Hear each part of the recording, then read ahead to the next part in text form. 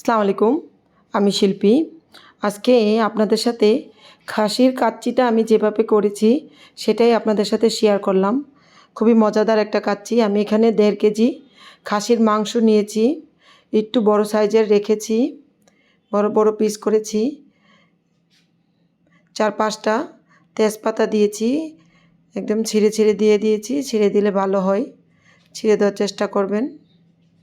আমি এখানে বাদাম, কাজু বাদাম, তারপর কাঠবাদাম আর জয়ফল, জয়ত্রী ও পরিমাণ মতো জয়ফল, জয়ত্রী এই সবগুলো একসাথে মিক্সিতে মিক্স করে নিয়েছি। সবগুলো একসাথে মিক্স করে আমি এটাতে দিয়ে দিলাম। এত টেস্টি হয় কাচ্চিটা, বাসায় একবার রেসিপিটা ট্রাই করবেন। আমি যেভাবে রেসিপিটা দিয়েছি সেভাবে করবেন। কাচ্চিতে যথেষ্ট পরিমাণে মশলা দিতে হয়, বিভিন্ন ধরনের মশলা দিতে হয়, তবেই কাচ্চিটা ভালো হয়। আমি এখানে 1 কেজির মতো পেঁয়াজ আমি বেরেস্তা করে হাফ পেঁয়াজ আমি এখানে দিয়ে দিয়েছি। সাথে আমি স্টারনেস দিয়েছি 1টা, তারপর বড় এলাচ দিয়েছি 3টা, এলাচি দিয়েছি 10-12টা, দারচিনি দিয়েছি 2 টুকরো, আর সাথে স্পেশাল হচ্ছে পিপল। এই পিপলটা দেওয়ার চেষ্টা করবেন। গোলমরিচ দিয়েছি আর লবঙ্গ দিয়েছি। এটা হলো পিপল।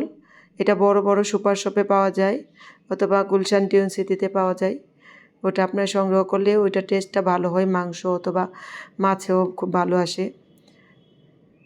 সাথে আমি পরিমাণ মতো লবণ দিয়েছি, আপনাদের প্রয়োজন মতো লবণ দিবেন। মরিচের গুঁড়ো দিয়েছি আমি 1.5 চামচ, আর জিরার গুঁড়োটা আমি কম দিয়েছি যেহেতু আমি শাহি জিরাটা ইউজ করব। সাথে ধনিয়ার গুঁড়োটা দিয়েছি, ধনিয়ার গুঁড়োটা একটু বেশি দিয়েছি। সবগুলো মশলা আমি কি কি দিয়েছি সেটা দেখে একবার বাসায় ট্রাই করবেন। আমি যেভাবে রেসিপিটা দিয়েছি সেইভাবে একবার ট্রাই করবেন। আদা দিয়েছি আমি 1.5 চামচের মতো, 1.5 টেবিল চামচ, আর রসুন দিয়েছি 1 টেবিল চামচ। কাচ্চিতে আপনি ভ্যারাইটিস মশলা দিলে তবেই টেস্ট হবে। আমি পেঁয়াজটা যেই তেল দিয়ে বেরেস্তা করেছিলাম সেটা এখানে দিয়ে দিয়েছি। দই দিয়েছি আমি, দইটা দিয়েছি আমি প্রায় 250 গ্রামের মতো, কারণ হাফ লিটার দই ছিল, ওটার মাঝে আমি 250 গ্রামের মতো দই এখানে দিয়ে দিয়েছি। খুবই মজাদার হয় এই কাচ্চিটা, বাসায় একবার ট্রাই করবেন। মজাদার এই রেসিপিটা সবার সাথে শেয়ার করবেন, সে পেজে শেয়ার করে দিবেন, আপনাদের আইডিতে শেয়ার করে দিবেন। আমি এখানে শাহি জিরাটা গুঁড়া করে দিয়েছি মাংসতে, সাথে দিয়েছি পিপলের গুঁড়ো, পিপলটাকে আমি গুঁড়ো করে রেখেছিলাম। সাথে কাবাব চিনি দিয়ে আমি পিপলটাকে গুঁড়ো করে রেখেছিলাম, সেটা দিয়ে দিয়েছি। তারপর গরম মশলা করে রেখেছিলাম সব ধরনের মশলা দিয়ে, সেটাও দিয়ে দিয়েছি। মাংসের মশলাও দিয়েছি। সবগুলি মশলা দিয়ে হাত দিয়ে ভালোভাবে মেখে নেবেন। এটাকে আধা ঘন্টা অন্তর মাখতে হবে, তাহলে এটা টেস্টটা ভালো আসে। সবচেয়ে বেটার হয় যদি আপনি রাতের বেলা ম্যারিনেট করে রাখেন আর সকালে অথবা লাঞ্চের আগে রান্না করেন, তাহলে আপনি ভালো একটা রেজাল্ট পাবেন। আমার হাতে সময় ছিল না, তাই আমি 2 ঘন্টার মতো রাখতে পেরেছি। সময় থাকলে আমি আগের দিনই মেখে রাখি, ম্যারিনেটটা ভালো করে রেখে ফ্রিজিং করে রেখে দিই, তারপর রান্না করি। কিন্তু আমার হাতে সময় অল্প ছিল, তাই আমি 2 ঘন্টার মতো মাংসটাকে ম্যারিনেট করতে পেরেছি। এই 2 ঘন্টা আমি 3 থেকে 4 বার এটাকে নেড়ে নেড়ে মাখিয়ে নিয়েছি, কারণ মাংসটা যত আপনি নেড়ে নেড়ে মাখিয়ে নেবেন মশলাটা মাংসর মধ্যে যাবে, টেস্টটা খুব ভালো আসবে। তাই চেষ্টা করবেন আপনি মেখে নিতে ভালোভাবে। সাথে যদি আপনি পেঁপে বাটাটা দেন তাহলে খুব ভালো হয়। আপনি রাতের বেলায় পেঁপে বাটাটা দিয়ে তারপরে মাখিয়ে ম্যারিনেট করে রেখে দিবেন, দেখবেন এত ভালো একটা রেজাল্ট পাবেন, মানে বলার মতো না। আমি এখানে হাফ চামচ টেস্টিং সল্ট দিয়েছি। সবগুলি মশলা একসাথে দিয়ে ভালোভাবে মেখে নেবেন। আমি যেভাবে দিয়েছি সেভাবে মেখে সবাই যে মশলা দিয়েছি সবগুলো উপকরণ সবগুলি মশলা দেওয়ার চেষ্টা করবেন, তাহলে আপনি ভালো একটা টেস্ট পাবেন। এত সুন্দর একটা স্মেল আসে, মানে পাগল করার মতো। সারা বাসা এটা মৌ মৌ একটা গন্ধ চলে আসছে। রান্নার আগে এটার গন্ধ চলে আসছে, আর রান্নার পরে তো মানে বাহিরেও চলে গেছে, গ্রানটা এরকম একটা অবস্থা ছিল। আমি কেওড়ার জল আর গোলাপ জল দুটোই দিয়েছি। এটা অপশনাল, আপনারা একটাও দিতে পারেন অথবা দুটোও দিতে পারেন, আপনাদের ইচ্ছা। আমি গোলাপ জলও দিয়েছি। যা যা দিয়েছি সবগুলো ইউজ করার চেষ্টা করবেন, খুবই মজাদার হয়। বাসায় একবার ট্রাই করে কমেন্ট করে জানাবেন কেমন হয়েছে। এখানে আমি পানি দিয়ে ভিজিয়ে রেখেছিলাম সসটা দিয়ে দিয়েছি। সসটা যেহেতু গাঢ় ছিল আমি একটু পানি দিয়ে নেড়ে নিয়েছি, আপনি ডাইরেক্টও দিতে পারেন। খুবই মজাদার একটা রেসিপি দিয়েছি, সেটা বাসায় একবার ট্রাই করবেন। কাচ্চিটা এত টেস্টি হয়, এত গ্রান হয়, মানে রেস্টুরেন্টেও এত গ্রান আসে না, এত ভালো স্মেল আসে না, এত ভালো স্মেল এসেছিল।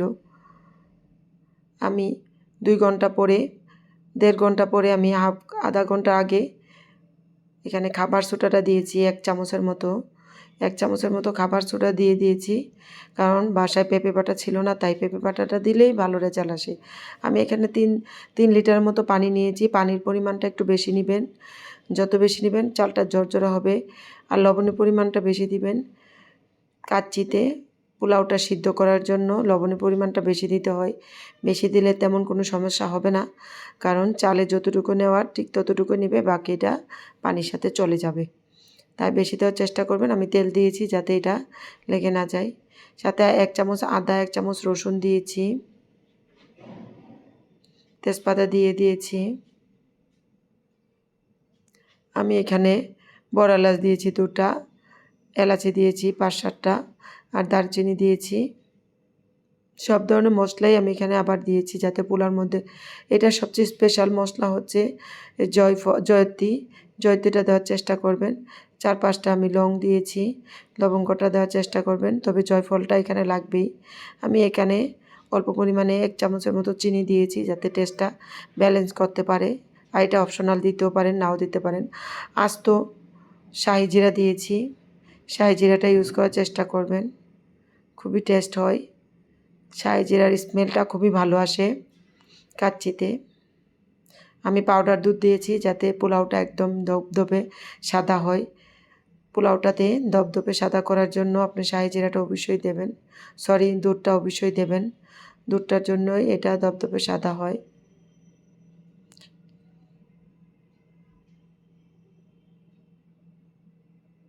লবণ আমি অল্প পরিমাণে আবার দিয়েছিলাম, আমার কাছে কম মনে হয়েছিল। এখানে আমি লেবু দিয়েছি, 1-4 চামচের মতো লেবুর রস দিয়েছি। লেবুর রসটা দিলে ভালো হয়, পোলাওটা সহজে লেগে যায় না। এই অবস্থায় যখন বলক চলে আসবে তখন আপনি ধুয়ে রাখা চালটা দিয়ে দিবেন।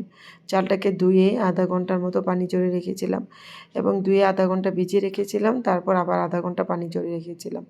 কাচ্চিটা করা একটু ঝামেলা, তবে খেতে খুব টেস্টি হয়, তাই আসলে আমরা বাঙালিরা খুব পছন্দ করি কাচ্চিটা। খাসির গরুর 2টা কাচ্চি সেম, তবে খাসির কাচ্চিটা একটু টেস্টি বেশি হয়, যদিও কষ্ট হয়, তবে বাচ্চারা খুব পছন্দ করে, বাসায় সবাই খুব পছন্দ করে।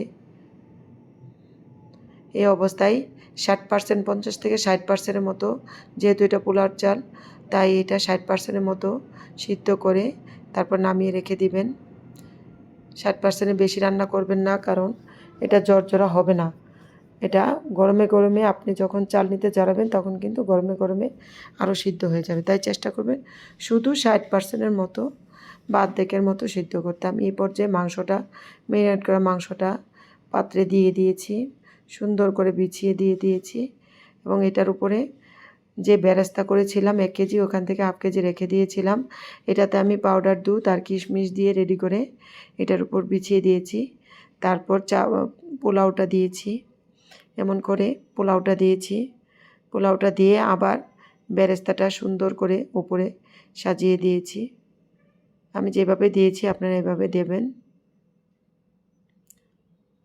এটার উপরে বেরেস্তা দিয়ে সুন্দর করে সাজিয়ে দিয়েছি। এই অবস্থায় আপনি চুলাতে 5 থেকে 7 মিনিট ডাইরেক্টলি রান্না করবেন। ডাইরেক্ট রান্না করে যখন দেখবেন যে ধরা যাচ্ছে না, ধরলেই হাত আর, আমি এই অবস্থায় দুধ দিয়ে দিয়েছি, দুধটা জাফরান দিয়ে আর ঘি দিয়ে আমি ভিজিয়ে রেখেছিলাম। ওই অবস্থাতে আর যেই তেল বাকি তেলটা ছিল সেটাও দিয়ে দিয়েছি। দুধটার সাথে আমি জাফরান দিয়েছিলাম আর ঘি দিয়েছিলাম। দুধটা দিয়ে তারপরে দিয়েছি উপরে কাঁচামরিচটা দিয়ে সুন্দর করে সাজিয়ে দিয়েছি। এই অবস্থা সুন্দর করে সাজিয়ে দিবেন। বাকি যে বেরেস্তাটা ছিল আমি এটা গুছিয়ে সুন্দর করে দিয়ে দিয়েছি। এই অবস্থায় আপনি হাত দিয়ে টাচ করতে পারবেন। এমন অবস্থায় যখন দেখবেন যে হাত দিয়ে টাচ করা যাচ্ছে না, তখন এটাকে একটা শক্ত তাওয়াতে দেবেন, বড় তাওয়াতে দেওয়ার চেষ্টা করবেন। আমি তাওয়াটাকে প্রিহিট করে রেখেছিলাম। আমার তাওয়াটা ভারী ছিল। আপনারা যদি পারেন তাহলে ভারী একটা তাওয়াতে দেওয়ার চেষ্টা করবেন। ভারী তাওয়াতে দিলে লেগে যাওয়ার চান্সটা কম থাকে। আমি এটা কাচ্চির জন্য, পোলাওর জন্য রেখে দিয়েছি। খুবই ভারী একটা তাওয়া। এটার ওপর প্রায় 40 থেকে 45 মিনিটের মতো রান্না করবেন। চুলার আঁচটা 20 মিনিটের পরে চুলার আঁচটা একটু কমিয়ে দেবেন তাওয়াতে আর 20 থেকে 25 মিনিট চুলার আঁচটা কমিয়ে রান্না করবেন। আমি এটাকে সাথে